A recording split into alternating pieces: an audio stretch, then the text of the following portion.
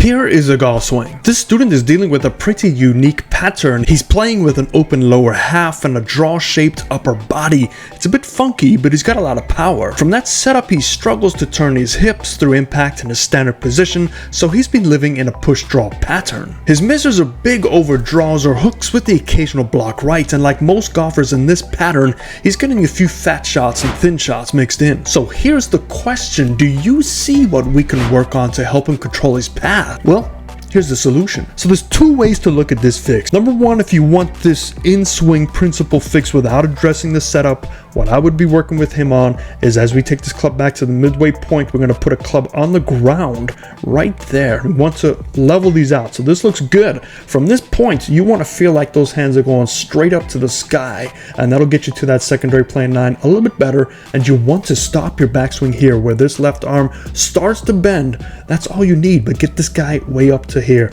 and then you work on your natural motion. From there, it'll just drop down. Even if it gets laid off like this, the hands will be a little bit higher, which will bring that club head closer to that lower plane line, and you'll deliver it more on plane. Another option is what we do more of a long-term effect. To see how we got to that solution, stick with me, and if you want to submit your swing for a chance to be featured in a future video in the series, the link is down below. Let's get going. So just for reference, this player, when he submitted his swing, said he is a player that cannot turn their hips through impact from a standard setup, so he has arrived to this setup. Now, it is unorthodox, but man, this is actually a very good swing, very powerful, but it is a little dependent on the hands and arms right at impact. So the first thing we want to check out is that center point. So let's look at the center point. We're going to go from the ball straight to the center of his chest, and look at how he controls this. We see the center miss is moving a little bit behind the golf ball there, and we go on through. So he's actually doing a pretty decent job of getting his centeredness point, which controls that low point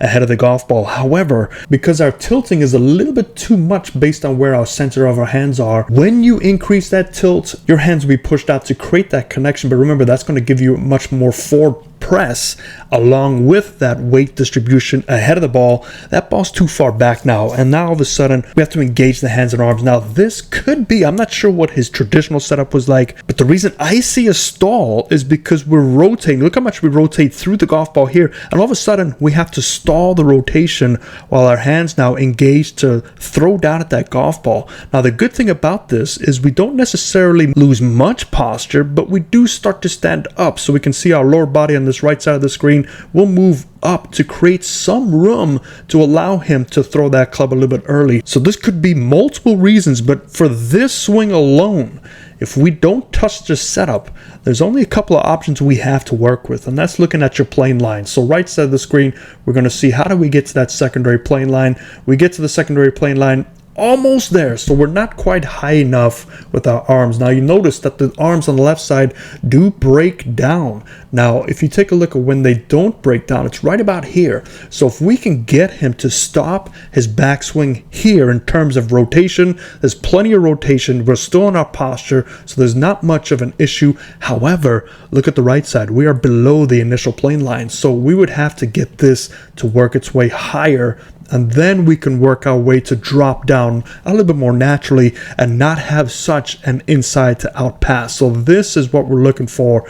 This is a right path, and that is what's giving him these draws, but also bringing in some blocks and some rope hooks, and you know who, it's just double cross, more double doubles with no cheese, and a lot of hand manipulation out of impact. So there's two ways to look at this fix. Number one, if you want this in-swing principle fix without addressing the setup, what I would be working with him on is, as we take this club back to the midway point, we're going to put a club on the ground right there. We want to level these out. So this looks good. From this point, you want to feel like those hands are going straight up to the sky, and that'll get you to that secondary plane line a little bit better. And you want to stop your backswing here where this left arm starts to bend. That's all you need, but get this guy way up to here, and then you work on your natural motion. From there, it'll just drop down. Even if it gets laid off like this, the hands will be a little bit higher, which will bring that club head closer to that lower plane line, and you'll deliver it more on plane. Another option is what we do more of a long-term effect, where this is